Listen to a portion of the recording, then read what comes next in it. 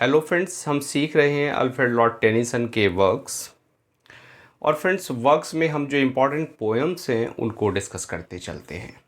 तो चलिए फ्रेंड्स, सबसे पहले हम पोएम लेते हैं the lady of शैलट।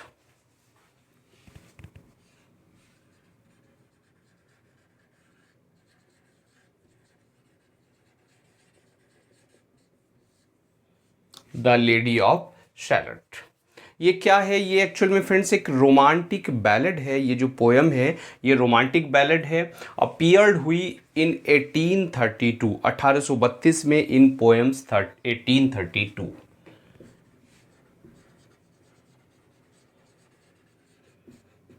A romantic ballad. Clear friends? Appeared, कब अपीयर हुई? In 1832 in poems 1832। 1832 में ये अपीयर हुई इस पोएटिक वॉल्यूम में, जो 1832 पोएटिक वॉल्यूम था।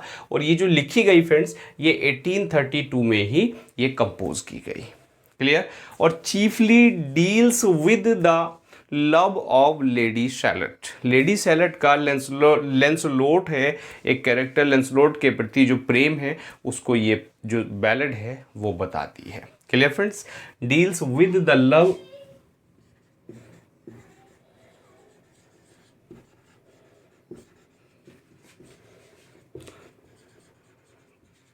ऑफ लेडी शैलट, यानी लेडी शैलट का प्रेम किसके प्रति? For लेंसलॉट।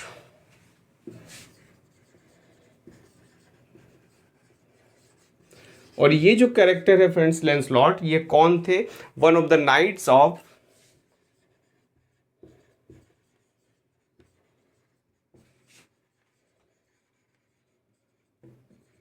King Arthur. King Arthur के ये नाइट थे। तो लेंसलॉट के प्रति लेडी शार्लट का जो प्रेम है लेंसलॉट के प्रति, वो इस बैलेड में यानी द लेडी ऑफ शार्लट में हमें दिखाई देता है। Inspired by the 13th century short prose, एक पीस था 13th century short prose piece, उससे ये इंस्पायर्ड रही है। Clear friends?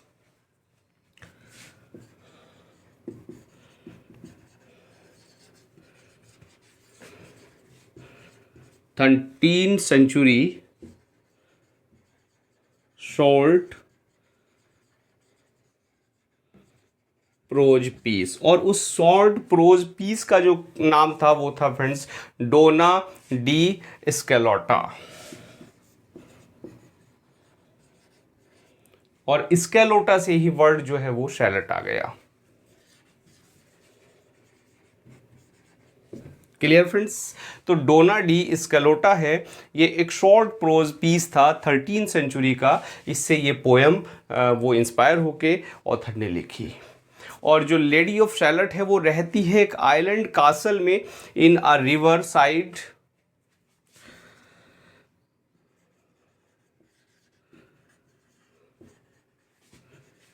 N island castle, एक आइलैंड कासल में रहती है in a river flows to कैमलॉट।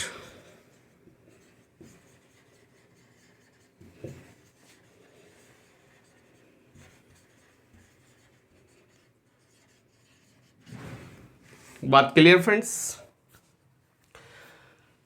तो ये कुछ इंपॉर्टेंट बातें आपको द लेडी ऑफ शैलट के बारे में पता लगी। चलिए नोट करते हैं, फिर नेक्स्ट पोएम पर बढ़ते हैं।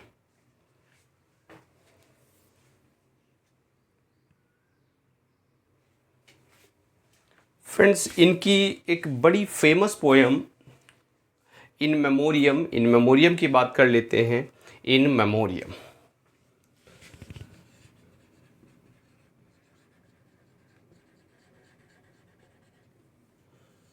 और ये जो पोएटिक वॉल्यूम है फ्रेंड्स इन मेमोरियम, एक्चुअल में एक पोएम, और ये जो पोएम रही है ये पब्लिश हुई फ्रेंड्स 1850 में, 1850 में आई। और एक क्या है? एक पेस्टोरल इलेजी है on the death of his friend Arthur हेलम।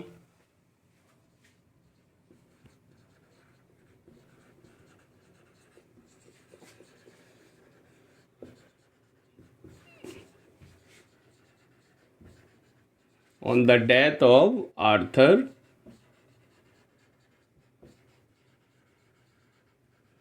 हेलम। Means इनके एक फ्रेंड थे आर्थर हेलम। आर्थर हेलम की डेथ पे ये एक इलेजी है, और इलेजी कैसी है फ्रेंड्स, ये पेस्टोरल इलेजी है। और आर्थर हेलम की डेथ हुई थी इन द ईयर 1833, 1833 में आर्थर हेलम की डेथ हो गई थी। Who died in 1833। बात क्लियर हुई फ्रेंड्स। ये जो पोएम लिखी हुई है, ये इलेजी लिखी है written in 4 line stanza.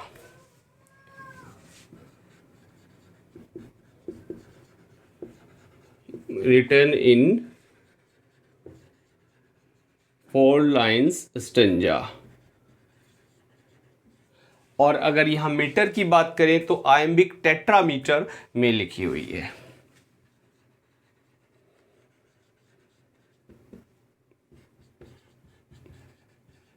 Iambic tetrameter.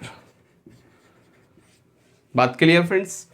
और क्वीन विक्टोरिया ने इस पोएम को कहा है कि next to Bible In Memoriam is my comfort, कि बाइबल के अलावा अगर मुझे किसी बुक को पढ़ने में राहत मिलती है तो वो है इन मेमोरियम। क्लियर। यानी Queen Victoria called it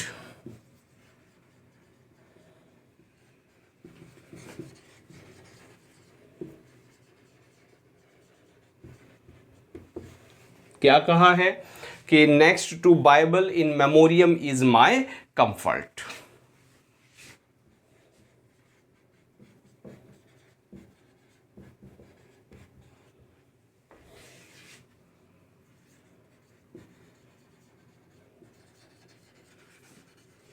in Memoriam is my comfort. बात क्लियर फ्रेंड्स। इसका जो ओरिजिनल टाइटल था इस पोएम का, वो था the way of the soul.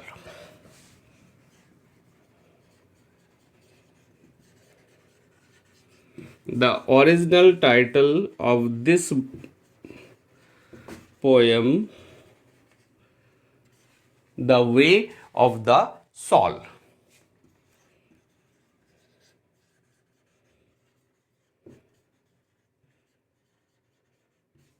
बात क्लियर फ्रेंड्स। और देखिए जो इन मेमोरियम है, अगर अल्फ्रेड लॉर्ड टेनिसन पे कोई क्वेश्चन पूछा जाता है तो डेफिनेटली इन मेमोरियम से पूछा जाता है। तो बड़ी इंपॉर्टेंट पोएम है। और इस पोएम की बात करें तो फ्रेंड्स ये 133 कैंटोज में डिवाइड है।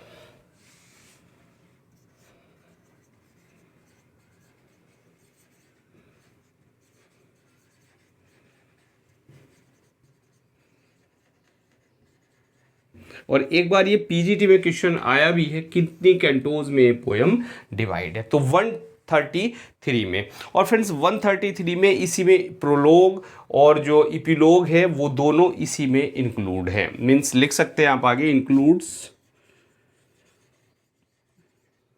Prologue and इपिलोग।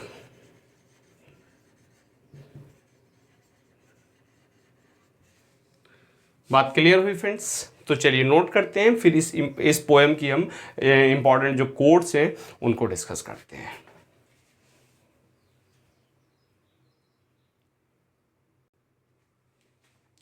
चलिए कुछ इंपॉर्टेंट कोट डिस्कस कर लेते हैं। This better to have loved and lost. This better to have loved and lost than never to have loved at all. कि प्रेम करके खोना प्रेम न करने से अच्छा होता है। It is better to have loved and loss.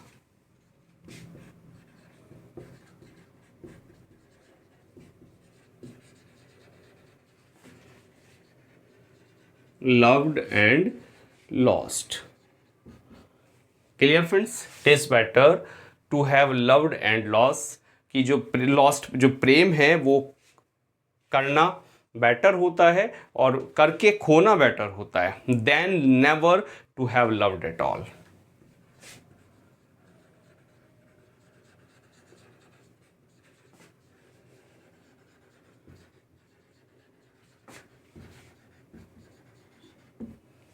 कभी ना प्रेम करने से। बात क्लियर फ्रेंड्स, यानी प्रेम करके खोना प्रेम ना करने से अच्छा होता है। इसी पोएम में, इन मेमोरियम में, इन्होंने एक फ्रेज दिया, nature red in tooth and claw.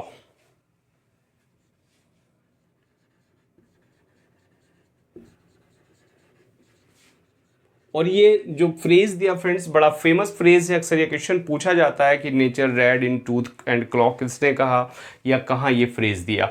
तो ये इसी पोएम में फ्रेज दिया, और इसकी कैंटो 56 है, कैंटो नंबर 56 में इन्होंने फ्रेज दिया, nature red in tooth and claw.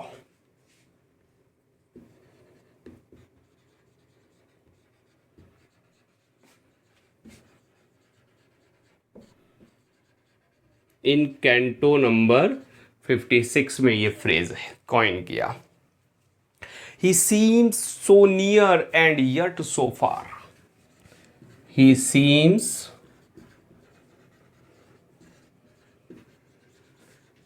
So near and yet so far, कि वो दिखाई पड़ता है इतना नज़दीक लेकिन फिर भी बहुत दूर है। ये कुछ इंपॉर्टेंट कोट्स हैं फ्रेंड्स, इनको आप लर्न कर लें। हो सकता है इनमें से कोई कोट आपको इन मेमोरियम की वहाँ पूछी जाए। चलिए आगे बढ़ते हैं। The time draws near the birth of Christ.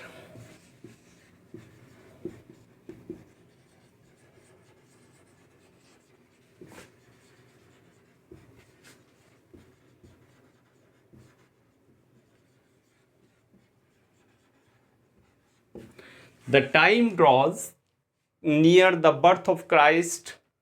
The moon in hid and night is still.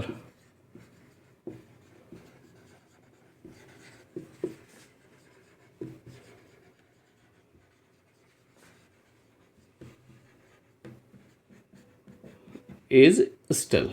अब देखिए इस कोड को कि द टाइम ड्रॉज, टाइम जाता है, कहाँ जाता है, near the birth of Christ, birth Christ के पास। द मून इज हिड, जो चांद है वो छिपा हुआ है और जो रात है वो खामोश है। एक और इंपॉर्टेंट लाइन आती है, ring out wild bells to the wild sky.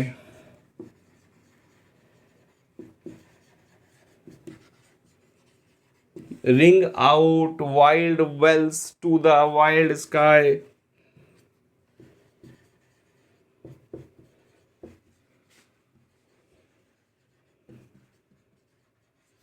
कि अरे वाइल्ड जो बेल्स हैं, अरे वाइल्ड वेल्स, तुम जो वाइल्ड स्काई है वहां तक बजती रहो।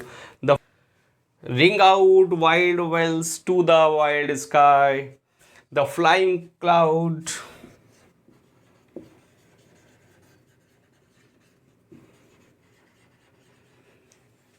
कि अरे वाइल्ड बेल्स, तुम वाइल्ड स्काई तक बजती रहो। द फ्लाइंग क्लाउड, और कहाँ तक, फ्लाइंग क्लाउड तक, और the forestry light.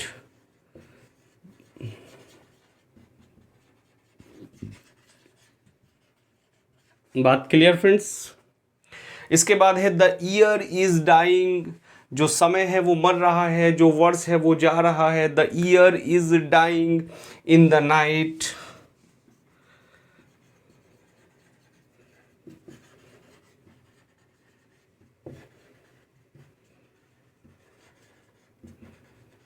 The year is dying in the night, ring out wild wells and let him die.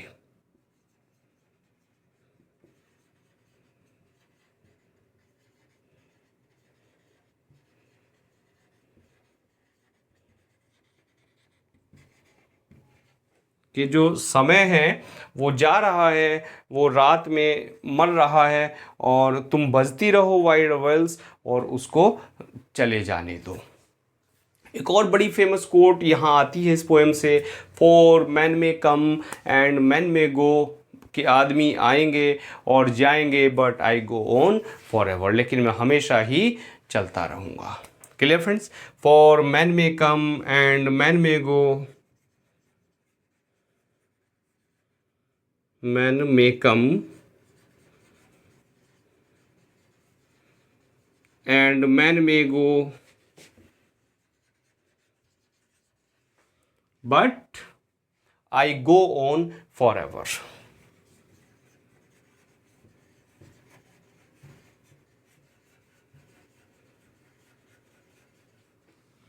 Clear friends? तो ये कुछ इंपॉर्टेंट कोट्स थी, आपने नोट की, और चलिए नोट करते हैं फिर आगे बढ़ते हैं।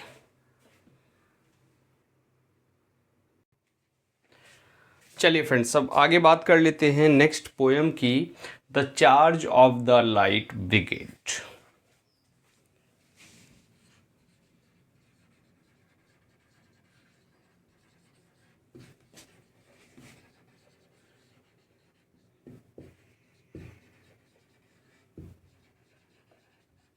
The charge of the light brigade. Friends, light brigade एक छोटी टुकड़ी की कहानी और एक एक्चुअल में एक नैरेटिव पोएम है। और बैटल ऑफ बालाक्लेवा, जो बालाक्लेवा का बैटल था ड्यूरिंग द क्रीमियन वॉर, उस क्रीमियन वॉर में बालाक्लेवा जो बैटल था उसको ये बताती है।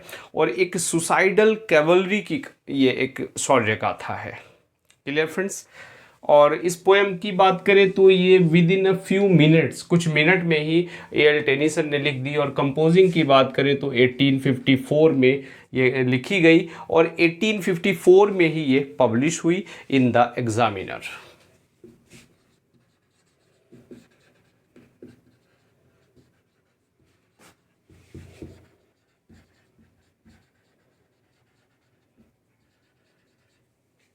Clear friends?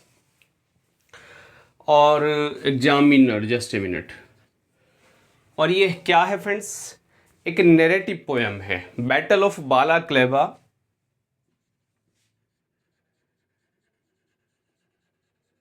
नैरेटिव पोएम, और बताती है किसको? बैटल ऑफ बालाक्लेवा को ड्यूरिंग द क्रीमियन वॉर।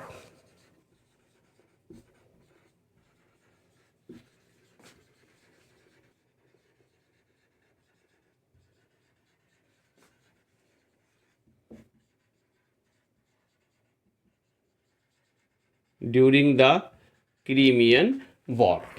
बात क्लियर फ्रेंड्स? और celebrate the act of bravery and sacrifice, जो बहादुरी है, जो शौर्य गाथा है सैनिकों की, उसको ये बताती है।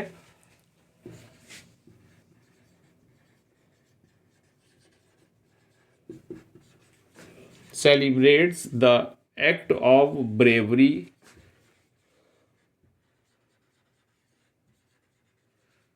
And sacrifice.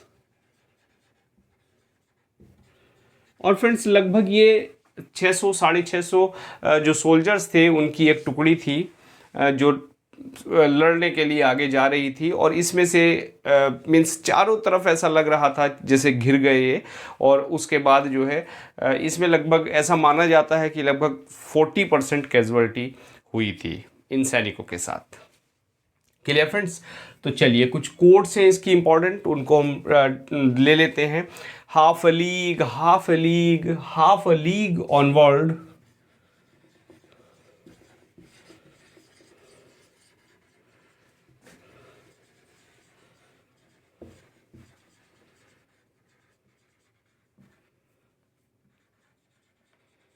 half a league, half a league onward, half a league, all in the valley of death.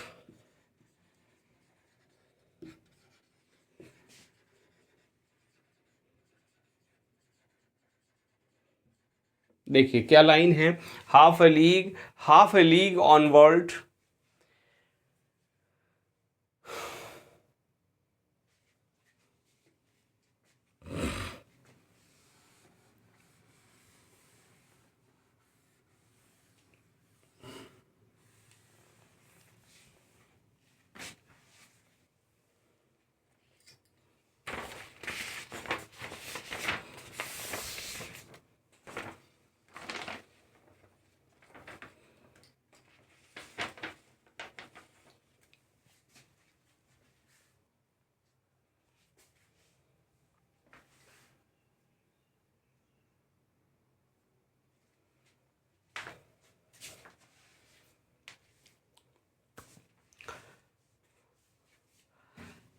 चलिए इस पोएम की कुछ इंपॉर्टेंट लाइंस हम डिस्कस कर लेते हैं।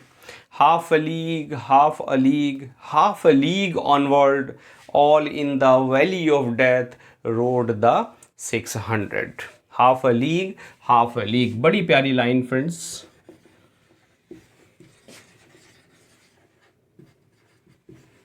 Half a league, half a league, half a league onward,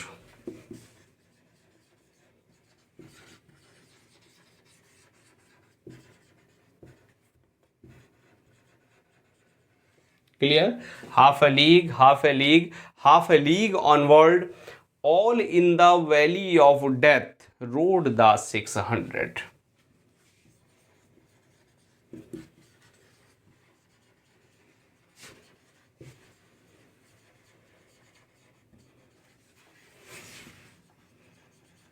road the 600 कि आधा लीग, आधा लीग और आगे आधा लीग था, सभी जो है वैली ऑफ डेथ में जो 600 सोल्जर्स थे वो आगे बढ़ गए। क्लियर। और आगे और एक प्यारी एक और प्यारा संजय आता है इसका।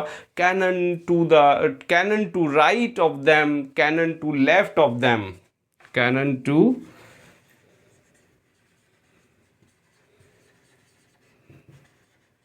राइट ऑफ देम, कि उनके राइट में क्या थी, कैनन थी।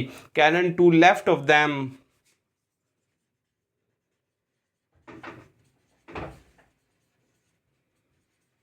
और उनके लेफ्ट में कैनन थी, मीन्स राइट में कैनन थी, लेफ्ट में कैनन थी।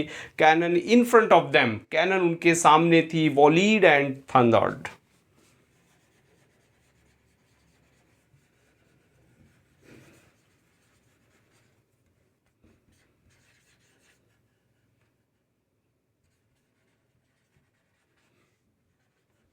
Cannon in front of them, volleyed and thundered।